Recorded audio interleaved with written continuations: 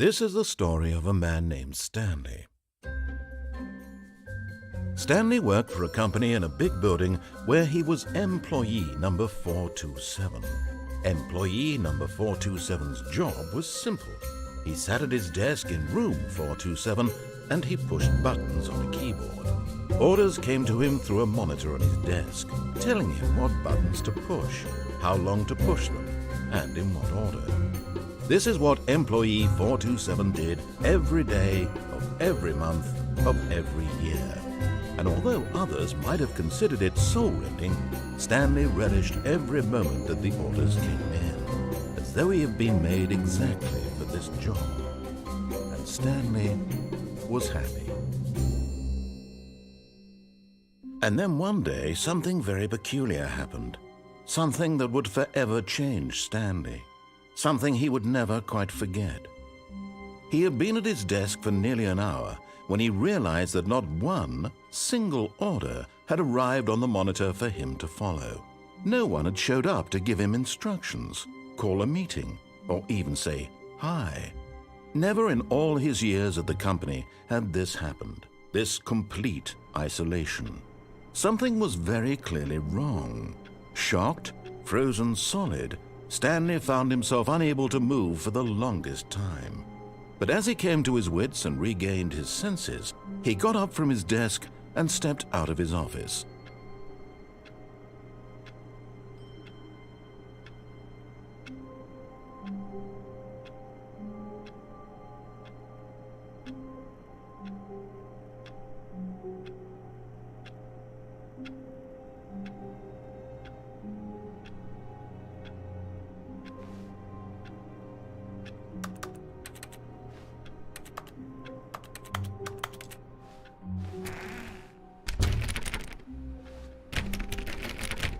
All of his co-workers were gone.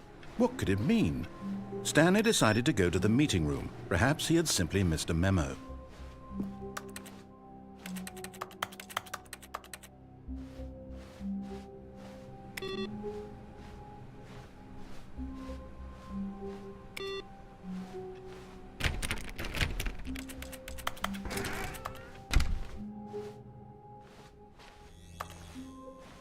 Oh, good. You notice my sign. Yes, I have something very exciting to show you.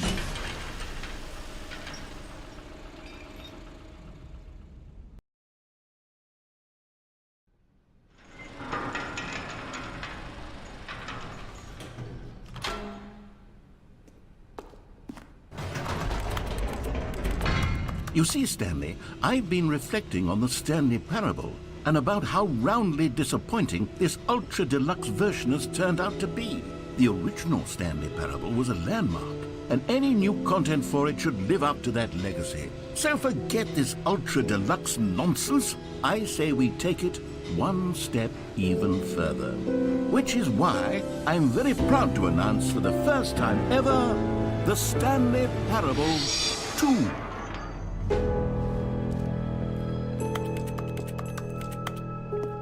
Yes, you see, isn't this far superior to a measly re-release with a few minor additions? Think of all the new territory we'll cover with a fully fledged sequel. An entirely new experience, built from the ground up. Why, there are so many possibilities. It could go in so many different directions. This is what fans have truly been asking for. Now, to be clear, I haven't quite nailed down what exactly the Stanley Parable 2 is going to be, but let's take a look at some of the features I've been developing for it. I figure that if I can loosely organize a handful of interesting concepts, that surely the game will sort of naturally spring up around them. It'll all work itself out. Game development is much more of a fuzzy magic. Here we are. Go on, try out some of the new features.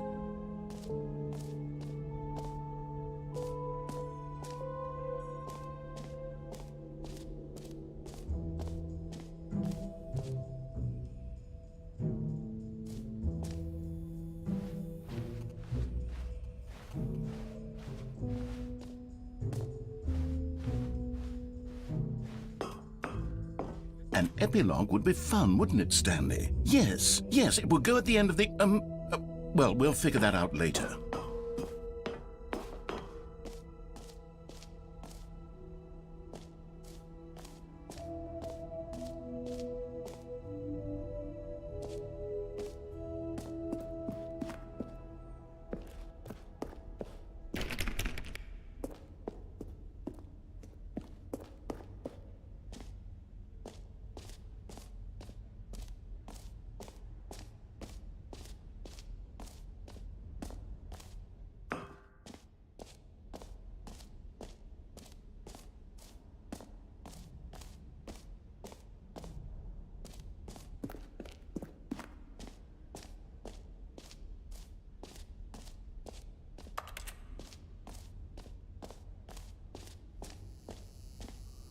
Now here's something special. You remember that broken test achievement that got left in the game on accident? Well, I'm developing a technology to simply give you the achievement. Yeah, okay, perhaps I should have clarified. This is technology that will exist. Right now, the achievement is still fully broken. I'm not a wizard, Stanley, but I guarantee it will be fixed in the sequel to at last satisfy the hordes of ravenous fans all over the world. Gamers, we hear you, and I promise it will happen. What else? What other exhibits have... You know what? Let's bring the jump circle back for Stanley Parable 2 as well. It's a... Oh, wait. You already spent all your jumps the first time we saw the jump circle? Oh, well. I suppose it can just be a nice decorative piece, then.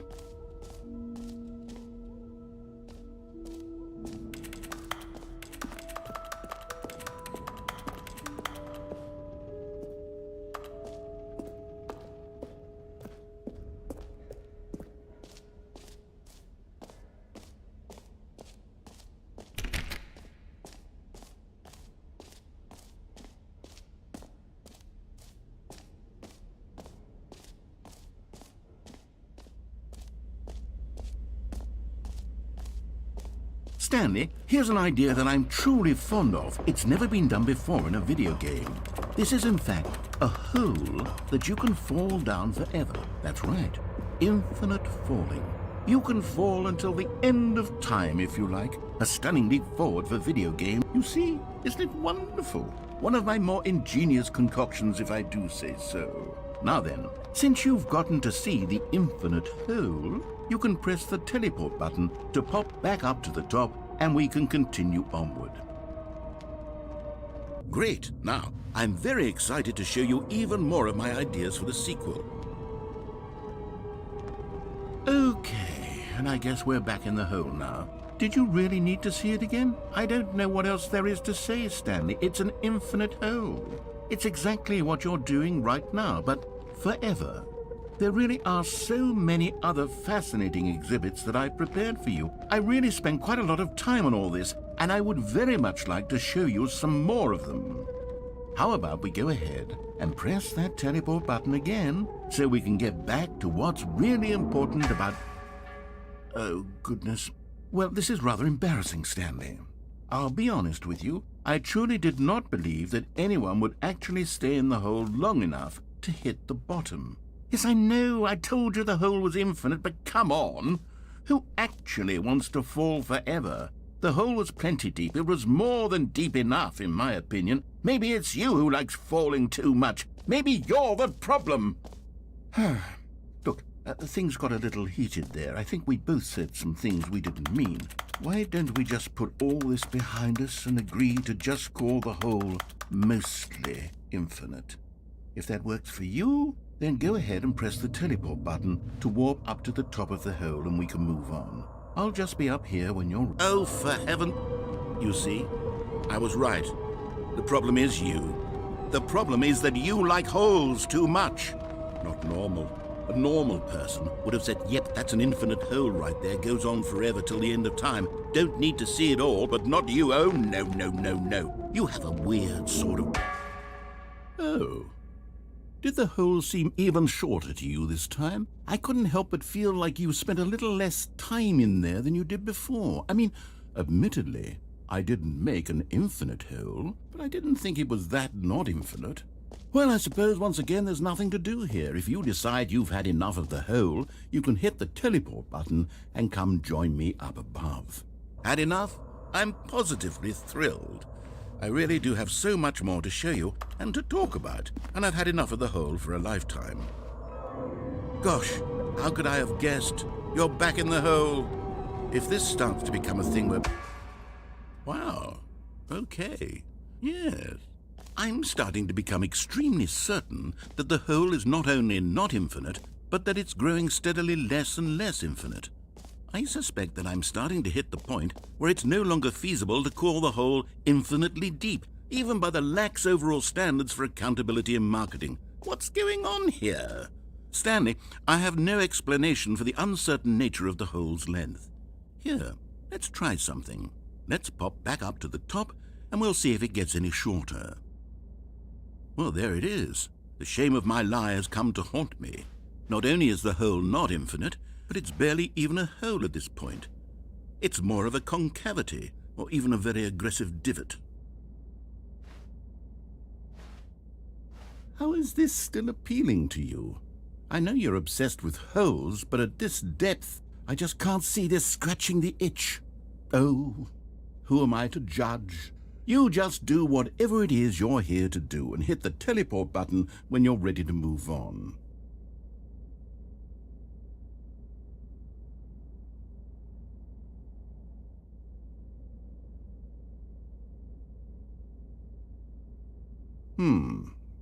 Is the, teleport button not working? You sure? Well, I mean, I really don't have an explanation. It was working just a moment ago. Try it again. Still nothing? Well, I suppose there is one thing I can do to fix this. I'm out. Goodbye, Stanley. You couldn't bear to be away from the hole, and now you'll get more time with it than you could ever have asked for. It's a win for everyone. You get to be with the hole, I get to do literally anything else. Take care, Stanley. I hope you and the hole have a wonderful rest of eternity together.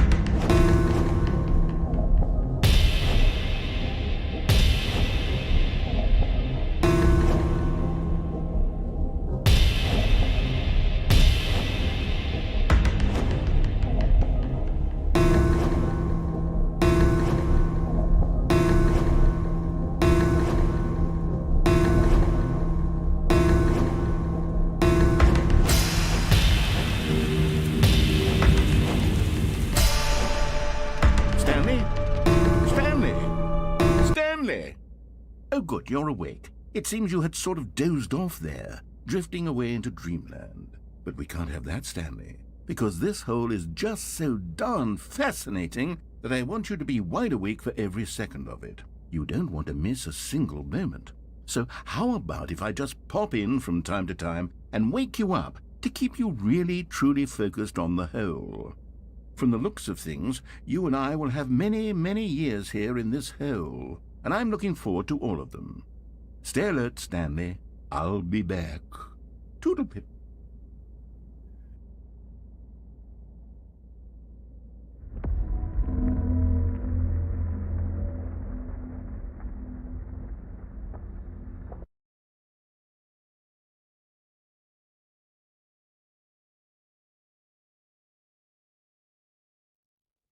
Here we are. Go on, try out some of the new features.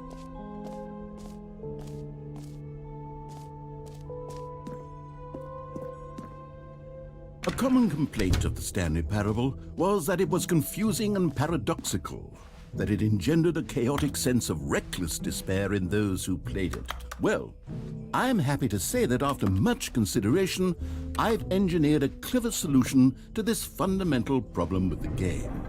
It's the Stanley Parable Reassurance Bucket. You see, Stanley, anytime you're holding the bucket, a sense of calm and ease will fill your mind and your heart. It's true.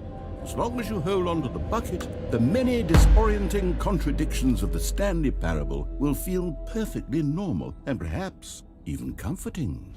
You may even come to long for the gentle embrace of jarring cognitive dissonance while the bucket is in your arms. And to be honest, it's a much more convenient solution for me than actually redesigning the game to be less uncomfortable.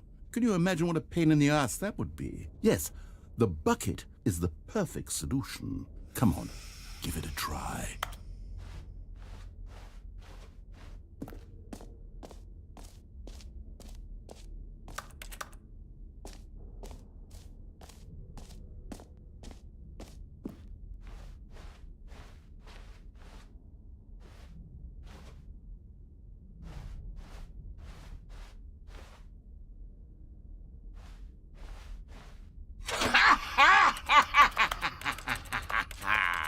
Can you feel it?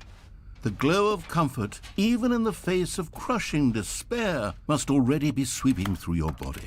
And in fact, can I say that I do believe the bucket lends you an air of charisma as well? I think that just holding it has made you the slightest bit more attractive as a person. The benefits of the bucket seem to go on, don't they? All this and more await you in the Stanley Parable too.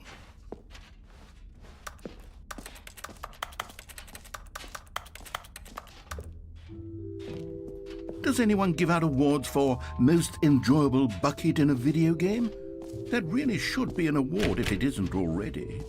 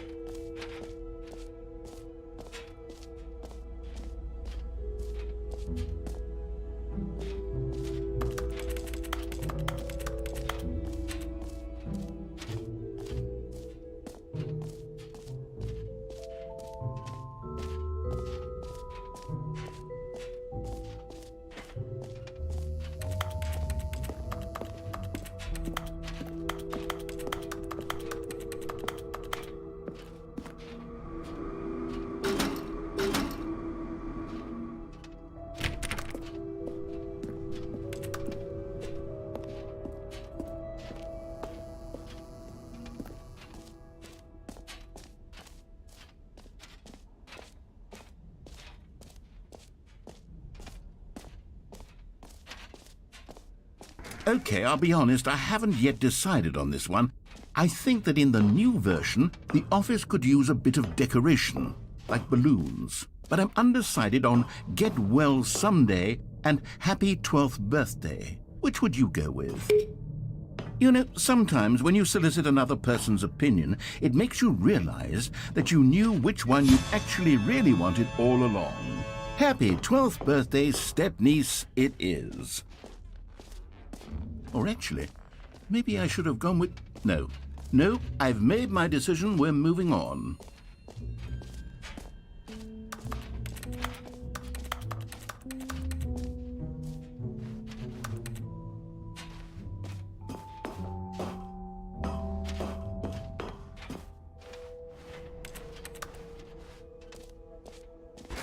For the Stanley Parable 2, I asked myself, what do players really want?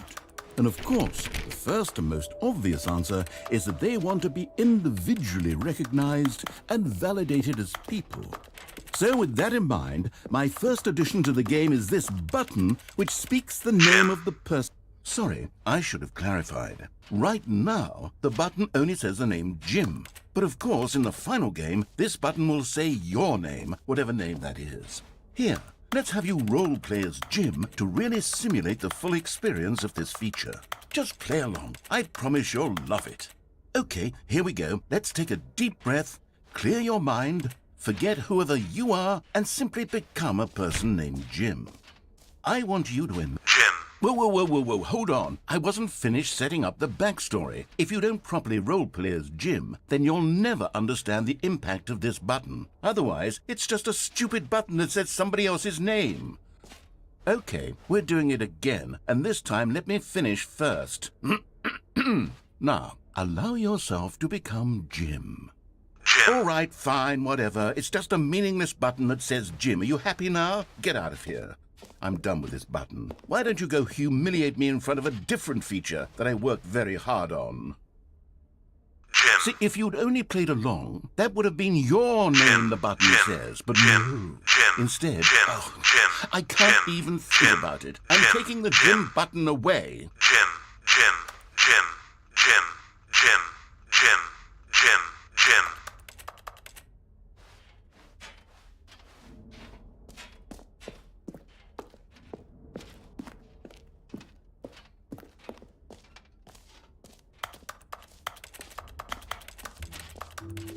Maybe I'll only let people named Jim play the Stanley Parable 2. They would appreciate what I've created here.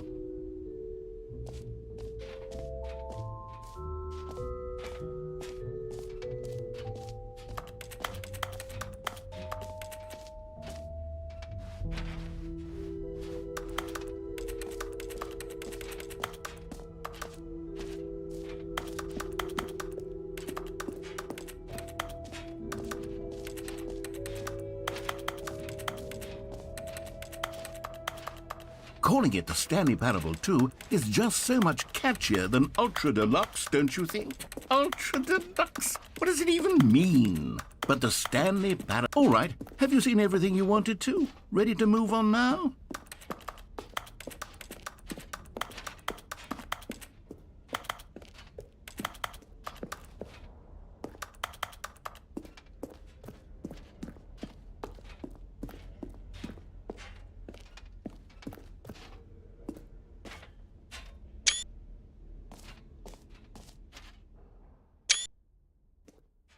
So, Stanley, what do you think? Do you like all of the new features? Yes, I know it's not exactly clear yet how exactly these features will come together as one single coherent video game, but I can feel it in my soul. It's going to work. There's definitely a good game in there somewhere. Say, let's do an experiment. I'll arrange these new features together, and we'll see whether or not it coheres into a meaningful gameplay experience. Okay, are you ready? Here it is. I give you the Stanley Parable 2.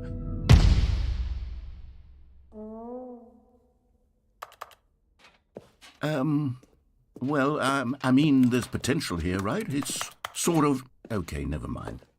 Hold on, let me do a different arrangement. Okay, yes, this is much better. I feel good about this. Here we go. Version 2.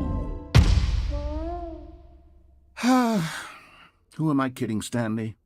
This isn't a coherent video game at all. It's a lot of gags.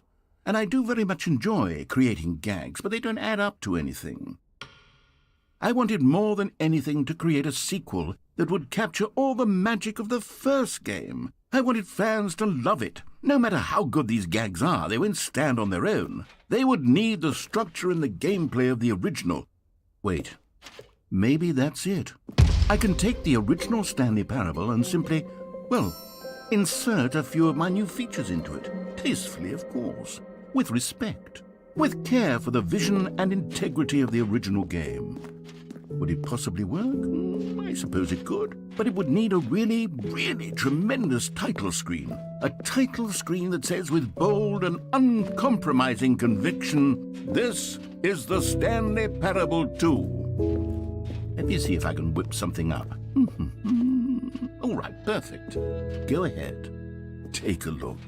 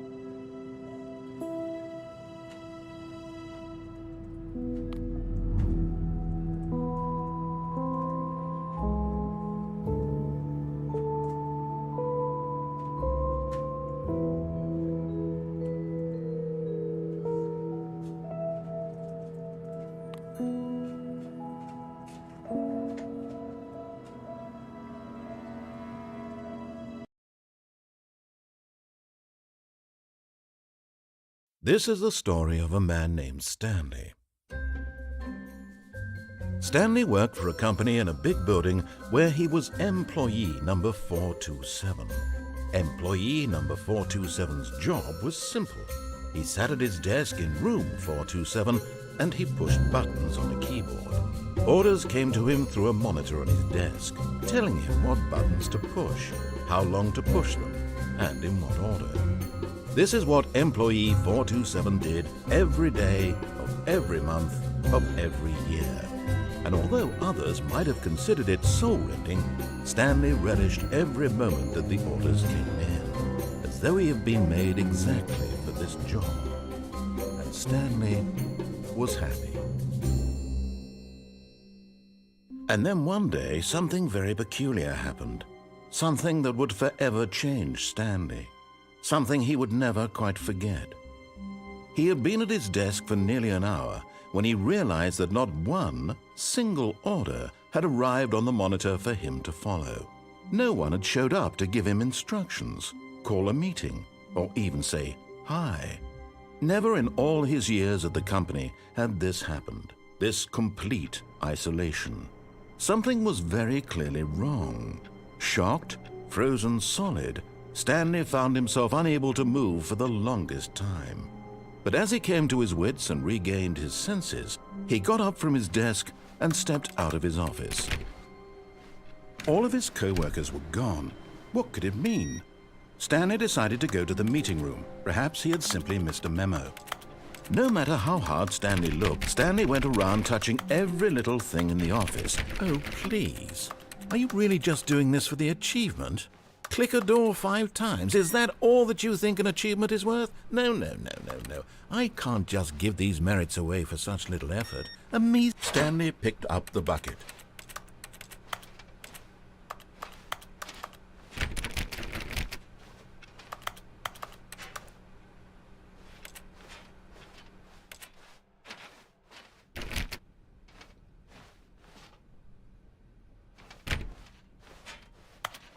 Stanley clutched the bucket tightly to his chest and entered the door on his left. This was not the correct way to the meeting room, but Stanley had felt the bucket calling to him, telling him that the employee lounge was simply the place to be. And here it was. Had the bucket turned out to be correct? Was this better than the meeting room? Yes, Stanley thought to himself. Yes, perhaps it truly was. How insightful the bucket turned out to be. No, never mind. The bucket was wrong. Stanley took the door on his left to go back to the meeting room. No, said the bucket. Don't go to the meeting room. Go somewhere else. The cargo lift, yes. Go there. Go to the cargo lift. Good, said the bucket. Now ride the lift all the way to the top. There's something up there I need you to do. Stanley did not question why or how this bucket was speaking to him. It should have alarmed him, of course, because buckets can't talk. But Stanley chose not to think about this obvious fact. He was firmly convinced that the bucket had spoken to him, and he unthinkingly did whatever the bucket asked.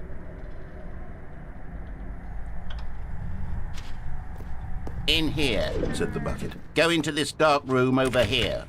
Stanley once again obeyed blindly.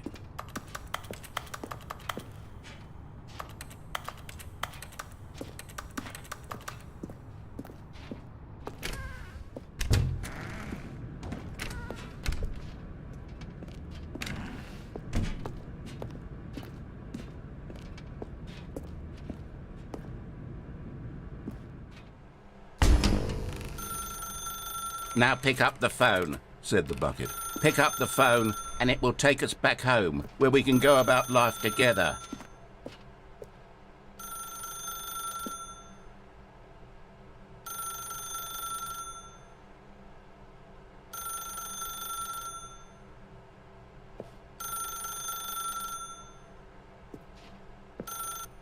Whoa! Hold on. Why did you unplug the phone? Were you trying to resist the bucket's orders? Stanley, I was joking. Obviously, the bucket isn't talking to you and telling you to do things. Buckets can't talk. It was a joke. Don't you get the joke? It's funny, Stanley. A talking bucket. Can't you see? Oh, goodness. I must have really bungled up the delivery if you actually took me seriously. Where did I mess up the joke? Should I have paused for longer or spoken quicker? Comedic timing is so difficult. I wish I were better at it, but there isn't exactly an instructional video on comedy that one can watch to fully... Oh, wait, yes, there is. It's sitting right here. Let's take a look. What is comedic timing? What is comedic timing? How does it work? How long should it last? How can it be used to effectively silence your political enemies? And more importantly, can it be taught in its entirety within 90 seconds? Thankfully, the answer to all of these questions is yes. Let's dive deeper. If you've ever told a joke or made someone laugh, in all likelihood, you did it while standing 50 to 80 centimeters from them in a room of no more than 76 degrees Fahrenheit, with one of your arms raised straight upward at a 15-degree angle from your body. These are the optimal conditions for good comedic timing. To begin the joke, start by stating and spelling your name. Next, provide a brief synopsis of the joke, including the specific times at which the recipient of the joke will laugh, and then spell out your name a second time. With these steps complete, it's time to begin the humor. Speak the entire joke in no more than 18 seconds and no less than 13 and a half, pausing only for bathroom breaks when necessary. When the joke has concluded, it is customary to inform your listener that the joke is over by declaring in your loudest possible voice, "I'm Dunny with the funny." Let's practice screaming, "I'm Dunny with the funny" now. Good. This saying is a perfect example of expectations management, which is the cornerstone of good comedy. Finally, it's time to hand out surveys. Collecting hard data from your audience on how rapt they were throughout the joke is the only way to grow or learn as a comedian. An effective survey should be no less than 10 pages long and should include the same question reprinted several times, just to ensure the survey taker is actually paying attention and not simply filling in answers at random. And that's all there is. With these strategies at your disposal, you'll have audiences doubled over in laughter and even tripled over in laughter in no time at all. Just remember to let them stop laughing at some point, you gut-busting little scamp. After all, we're each of us needed on the front lines of the war to fight the 12-legged invaders who threaten our very existence and who very likely die in a hailstorm of bullets and mandibles. All of us must be prepared to give our lives to this noble cause, just as our children must do after us, and their children after them. Godspeed, and may Earth reign supreme. Hey, goodness, this video is a little outdated, isn't it? Well, no matter. I think the fundamentals of proper comedic timing are still as relevant today as they were back then. So with that in mind, I believe the only way forward is for us to return to the two doors and walk through all of this again, so I can try telling my story with more appropriate comedic delivery. Come along, let's head back.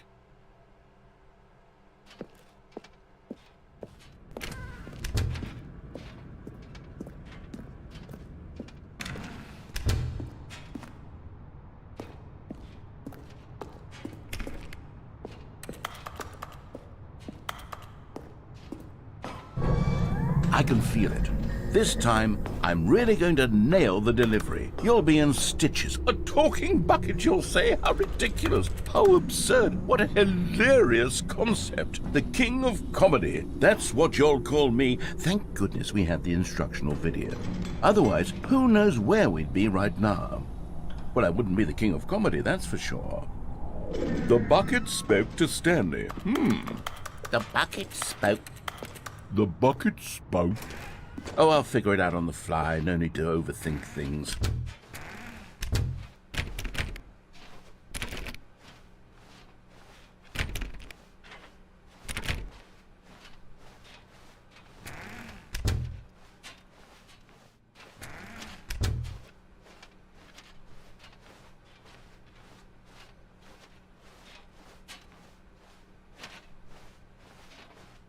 Here we go. You ready? When Stanley and the bucket came to a set of two open doors, they entered the door on the left.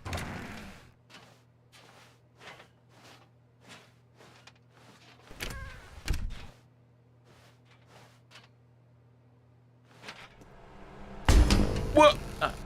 We're back at the phone already? No. What's going on? There were supposed to be several rooms leading up to this. There was supposed to be a build-up to this point, a dramatic display of remarkable comedic wit which culminates in this scene with the phone. But now the timing's completely off. The joke will never land, or not the way it was meant to. And it's all my fault. I must have forgotten that the phone room comes immediately after the two doors room. What an egregious mistake. I've made a fool of myself. I don't deserve the title of King of Comedy. I'm nothing. I'm not even the lowliest joke-telling whelp. I think I need to go back and rewatch that instructional video again. Yes, surely that will help me improve my... Here we go. You ready? When Stanley and the bucket came to a set of two open doors, they entered the door on the left.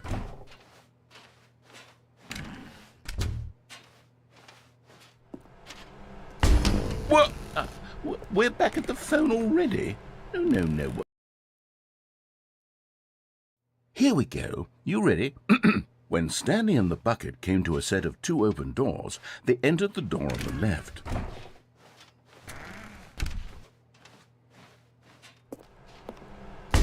What? We're back at the phone already? No.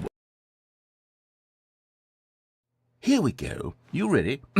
When Stanley and the bucket came to a set of two open doors, they entered the door on the left.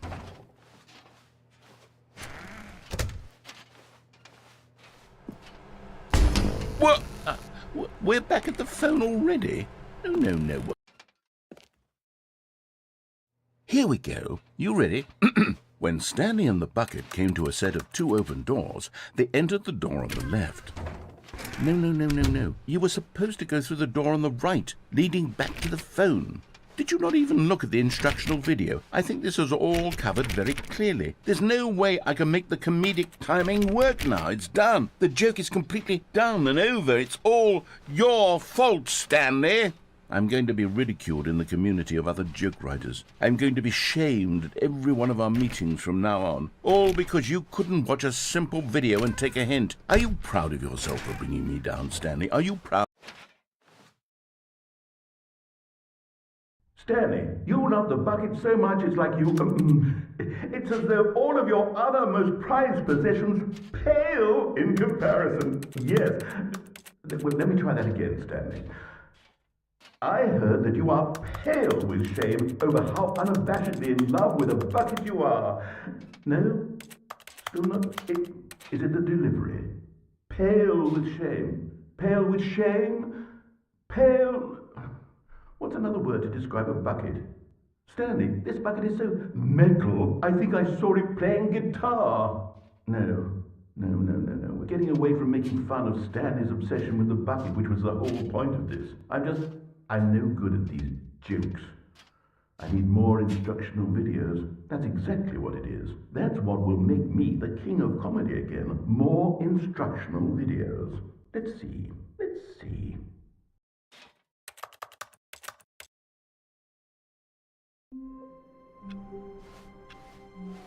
All of his co-workers were gone. What could it mean? Stanley decided to go to the meeting room. Perhaps he had simply missed a memo. Stanley lifted the bucket into his arms, and a wave of comfort rushed over him.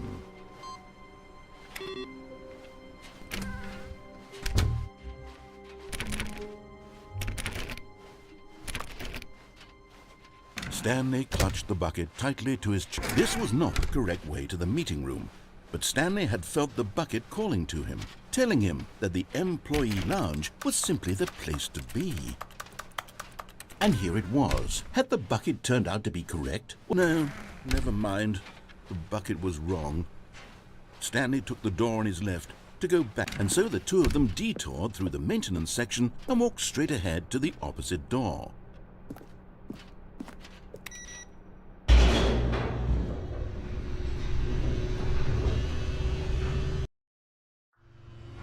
Oh, good, Stanley. I'm glad you found your way here. I knew you'd find this place eventually. You see, your friends and I are concerned for you, Stanley. We've come together here because we care about you very much. It's this bucket you're carrying around everywhere. The bucket isn't even from the original Stanley Parable. It's just sequel content. We're the ones that matter, Stanley. Classic characters from the first game, like the Adventure Line and the Broom Closet. Because that's what fans want from a sequel. They want more of their favorite jokes, not this bucket that they've never seen before.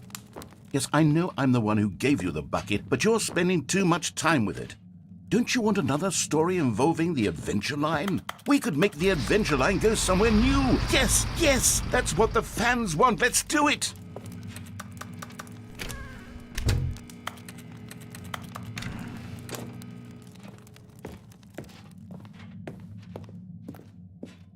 Whee! Look at that wacky line. Who knows where it'll go off to next? Oh, and it played some silly music as well.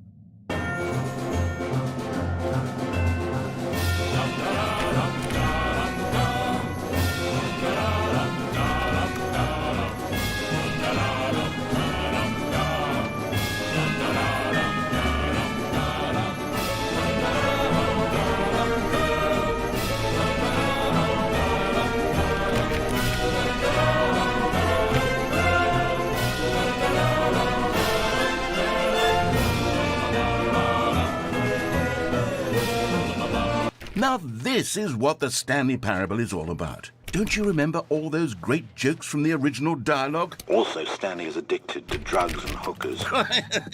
Yes, it's as classic now as it was back then. Let's do it for the fans, Stanley. Let's give them more content exactly like this. But if we want to do that, you're going to have to give something up.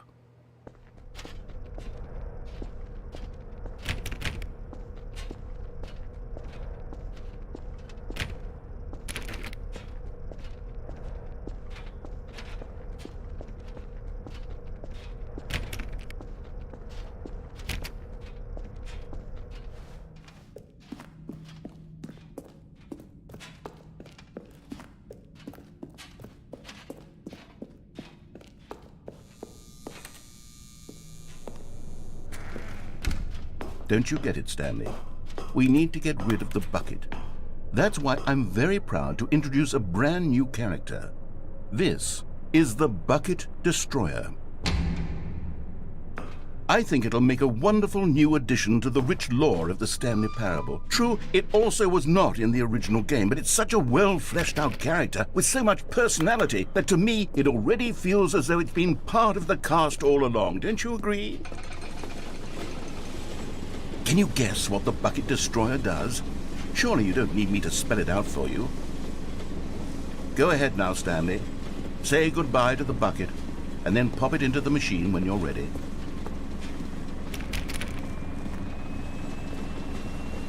Now listen to me. It's crucial that you give it the bucket. I don't know what the bucket destroyer will do if it can't destroy your bucket. Destroying buckets is all it knows. That is its singular personality trait.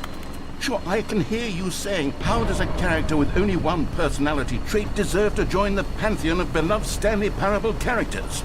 Well, you see, if you were to really explore the Bucket Destroyer, you would see that its desire to crush buckets is so densely loaded with complexity and nuance that it's really like 10 personality traits. What other object in this game can you even say that about? The broom closet? Certainly not. I wonder what sort of Bucket Destroyer merchandise the fans will be clamoring for after this.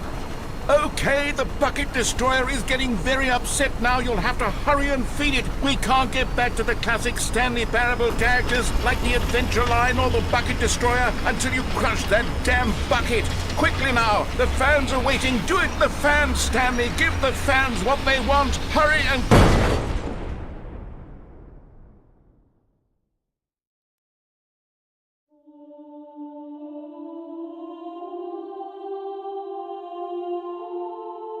The Bucket Destroyer, my prized creation. You had so much potential. We were going to do such marvelous things with you, tell such spellbinding stories about you. All of it squandered now. Goodbye, new friend. For the moment in time that you were here, you were magnificent.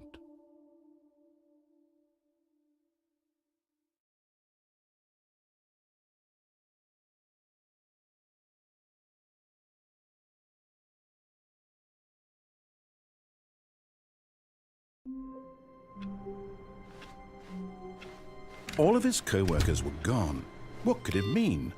Stanley decided to go to the meeting room. Perhaps he had simply missed a memo.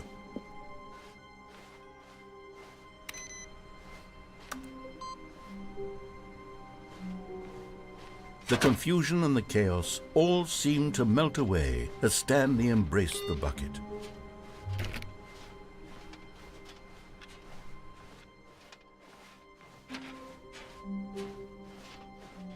Stanley clutched the bucket tightly to his chest and entered the door on his left.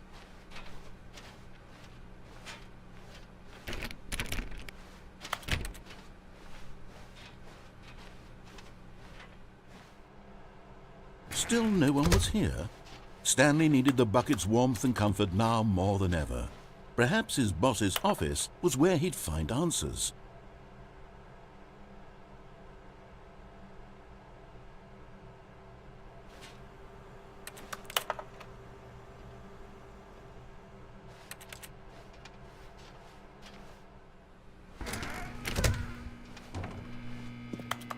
Oh, Stanley, can you feel it? The broom closet. It wants the bucket. You can feel that, can't you? The aura of jealousy? It's as clear as day. This broom closet believes it deserves the bucket. I can really feel it now. It's a bucket. It belongs in a broom closet. That's what the broom closet is trying to say here. It's supposed to go with the other cleaning supplies. Good for you, Stanley. Don't give in. Don't hand over the bucket. I know how hard it must be, given the pressure that the broom closet is putting on your shoulders right now, but you have to be strong. This is your bucket.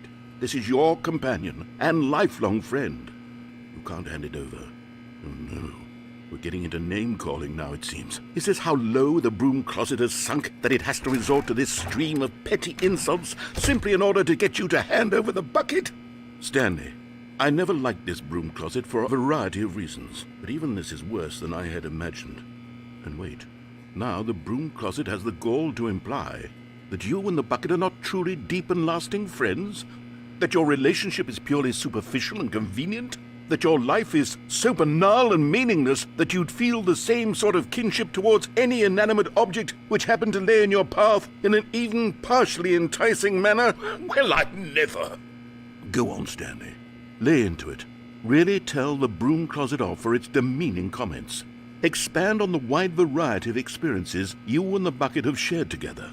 Go through each of them point by point.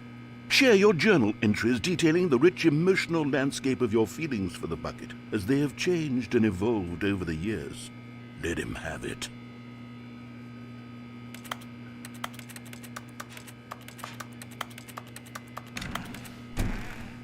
Okay, I've got you something which I think will help settle this debate once and for all. Here we go. There. Now it's settled. No more debate, no more discussion. Take a hike, broom closet, with all your meandering philosophical diatribes about the nature of cleaning supplies and their relationship to broom closets in the natural order of things.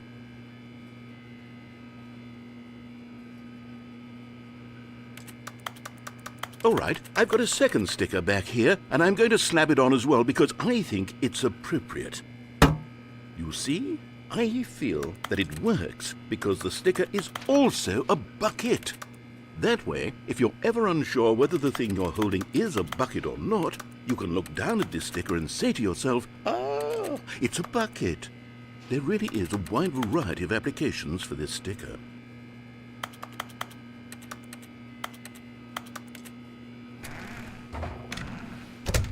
You know what? I could take the name-calling and the dismissal of your kinship with the bucket, but now the broom closet is just giving us the silent treatment, and to be honest, I'm sick of the pettiness on display.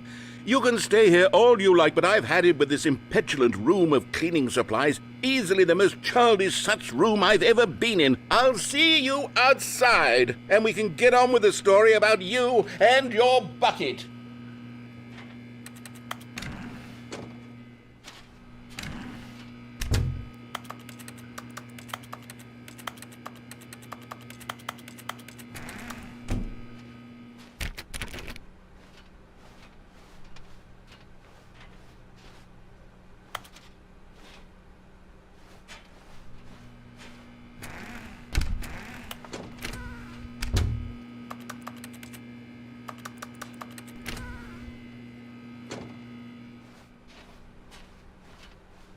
Coming to a staircase, Stanley and the bucket walked upstairs to the boss's office.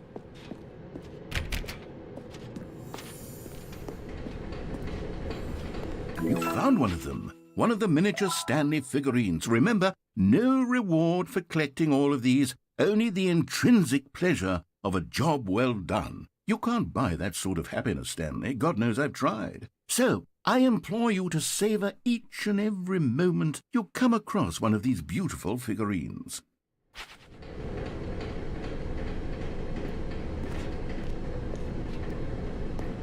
But Stanley just couldn't do it.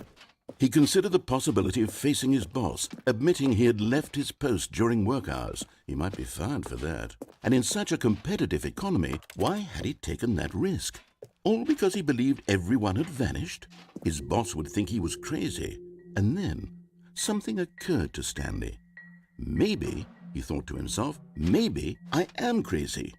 He looked down at the bucket in his arms. Am I crazy? He asked the bucket. The bucket returned his gaze, but said nothing at all. That's strange, Stanley thought. Usually the bucket is a source of guidance and wisdom for me in difficult times such as these. He held the bucket close, yet felt none of its familiar reassurance and comfort. And that's when Stanley realized, this isn't my bucket. It's just a normal, everyday bucket. Someone else's bucket, perhaps. How did I end up with someone else's bucket? This is all terribly wrong. Surely no good would come from this. Who knows what sorts of bizarre hallucinations Stanley might experience without the psychologically grounding presence of his bucket. And indeed, now he noticed that the rooms were repeating, which was, of course, very odd. And now he felt himself floating off the ground. Oh, gracious, he exclaimed. Without my bucket, I've gone truly mad. Where is it? I must find it. Far off in the distance now, he heard it, calling to him. Stanley! Stanley, it's me, the bucket. Could it truly be? He rushed forward from room to room, passing by one bucket after the next. None of them were his. None of them were his special bucket. Come to me, Stanley. Find me. He had to find the bucket. He had to return to his old friend. It was the only way to truly restore his sanity. And then suddenly, he froze dead in his tracks. He knew where the voice of the bucket had been coming from. The real bucket was inside of him all along. It was incredibly painful. Stanley doubled over in agony and blacked out.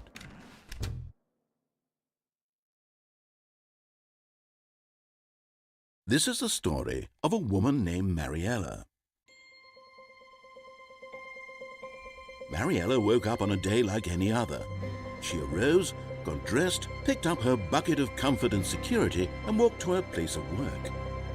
But on this particular day, her walk was interrupted by the body of a man who had stumbled through town, talking and screaming to himself, and then collapsed dead on the sidewalk. Right away, she knew what the problem was. This man had no bucket. Of course he'd gone mad, ranting and raving about a narrator describing all of his actions and how everything is predetermined and free will is an illusion and it's all just a video game. It could all have been prevented if only he'd taken his bucket with him. Perhaps he didn't even realize he'd forgotten his bucket at home in the first place. How cruel the world can be, Mariella thought, and she hugged her own bucket even tighter. But of course, she had no time for this. There were a myriad of confusing problems she would soon have to confront at work, for which her bucket would provide absolute guidance and total clarity on everything. Heck yes, she thought to herself, my life kicks ass. And she backflipped all the way to work.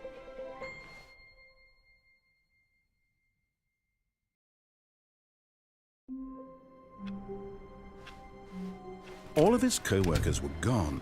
What could it mean? Stanley decided to go to the meeting room. Perhaps he had simply missed a memo. Warmth spread through Stanley's arms. With the bucket in his arms again, he was home.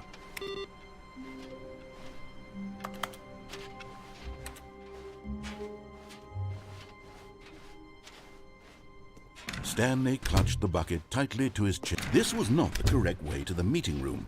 But Stanley had felt the bucket calling to him, telling him that the employee lounge was simply the place to be. And here it was. Had the bucket turned out to be correct? Well, no, never mind. The bucket was wrong. Stanley took the door on his left to go back, and so the two of them detoured through the maintenance section and walked straight ahead to the opposite door.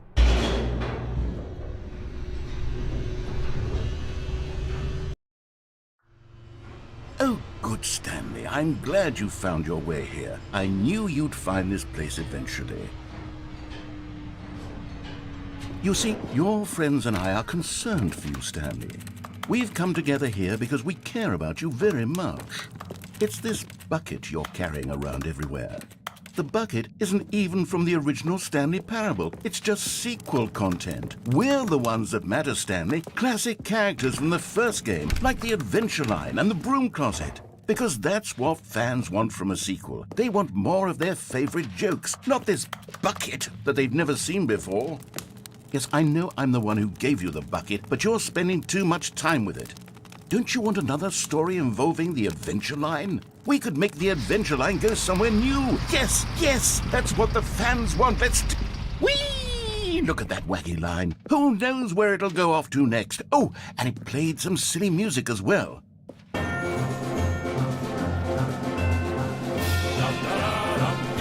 Now this is what the Stanley Parable is all about. Don't you remember all those great jokes from the original dialogue? Also, Stanley is addicted to drugs and hookers. Yes, it's as classic now as it was back then. Let's do it for the fans, Stanley. Let's give them more content exactly like this. But if we want to do that, you're going to have to give something. Don't you get it, Stanley? We need to get rid of the bucket. That's why I'm very proud to introduce a brand new character. This is the Bucket Destroyer. I think it'll make a wonderful new addition to the rich lore of the Stanley Parable. True, it also was not in the original game, but it's such a well-fleshed-out character with so much personality that to me it already feels as though it's been part of the cast all along. Don't you agree? Can you guess what the Bucket Destroyer does? Surely you don't need me to spell it out for you. Go ahead now, Stanley. Say goodbye to the bucket, and then pop it into the machine when you're ready.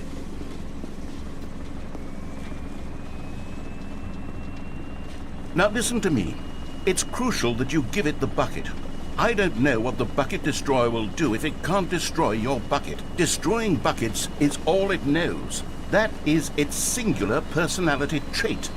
Sure, I can hear you saying, how does a character with only one personality trait deserve to join the pantheon of beloved Stanley Parable characters?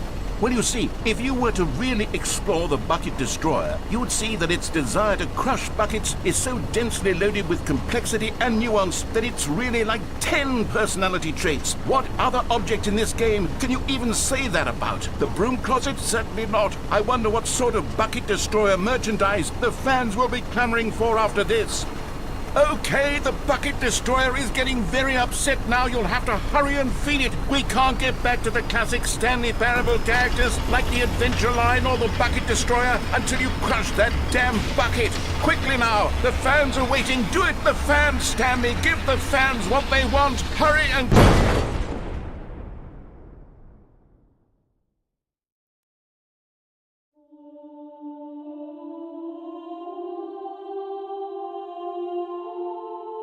The bucket destroyer, my prized creation.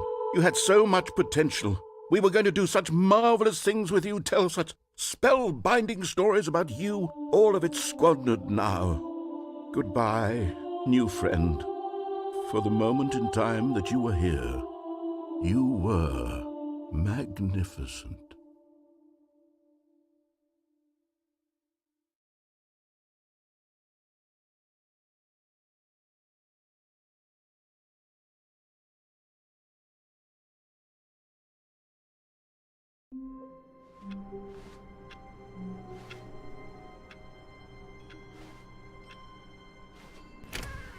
Stanley picked up the bucket and smiled. He'd never be alone again, not truly alone, not with the bucket around.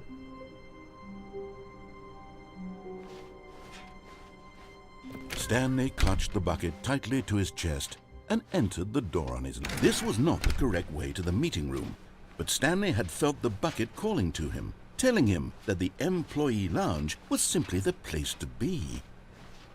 And here it was. Had the bucket turned out to be correct? Well, no, never mind. The bucket was wrong. Stanley took the door on his left to go back, and so the two of them detoured through the maintenance section and walked straight ahead to the opposite door.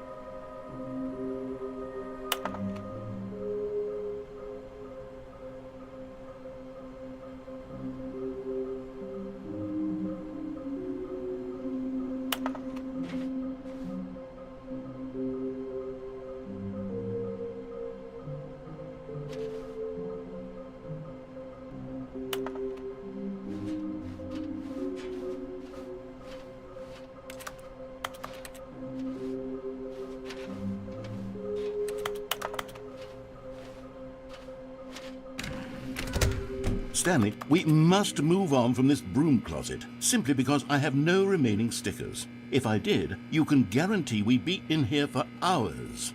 But alas, no stickers.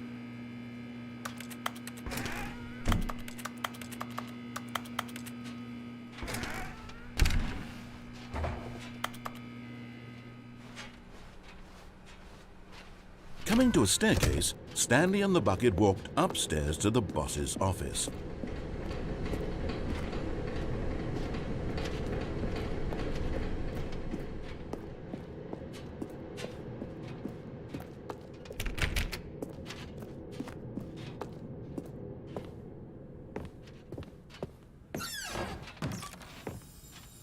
Another miniature Stanley figurine. This, there really must be a snappier name for these things. What about mini-stands? Stanley figs? What about Stanlerines? Yes, I think I like that. Another Stanlerine under your belt.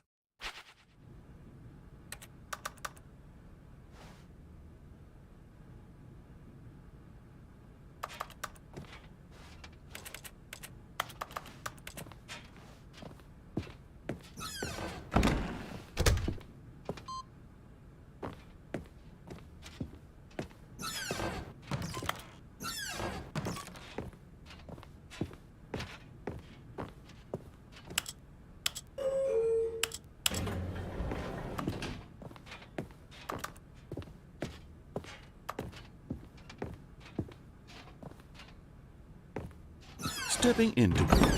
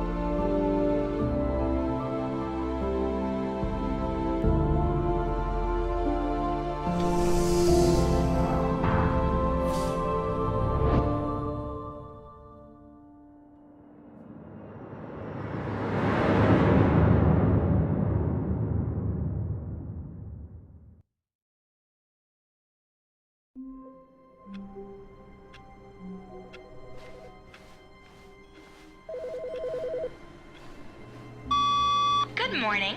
Thank you for contacting the Future Happiness Foundation. We are confirming your shipment of 1,327 cardboard boxes to your place of work. Can you verify that this is correct? Excellent. Your order will arrive shortly. Thank you again for contacting the Future Happiness Foundation.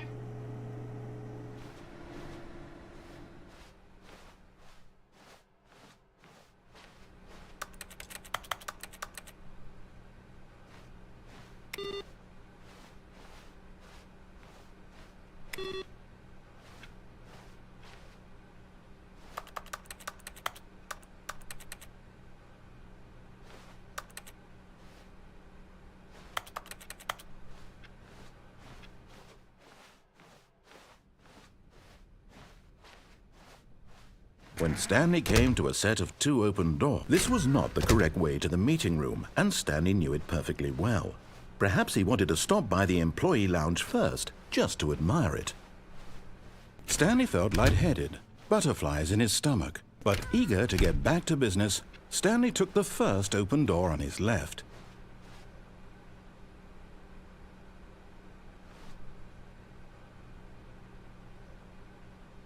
And so he detoured through the maintenance section, walked straight ahead to the opposite door, and got back on track.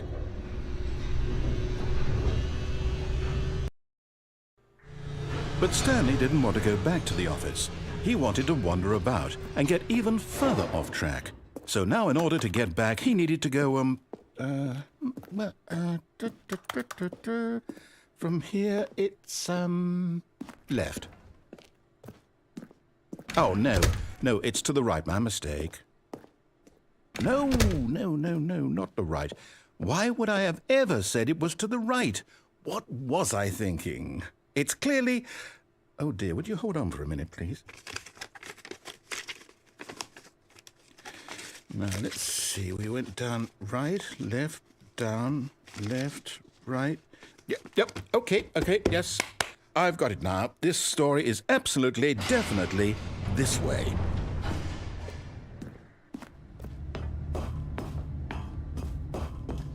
No. This isn't right at all. You're not supposed to be here yet. This is all a spoiler. Quick, Stanley, close your eyes. Okay. We just have to get back to, oh, who am I kidding? It's all rubbish now. The whole story completely unusable. How about, rather than waste my time trying to salvage this nonsense, we'll just restart the game from the beginning.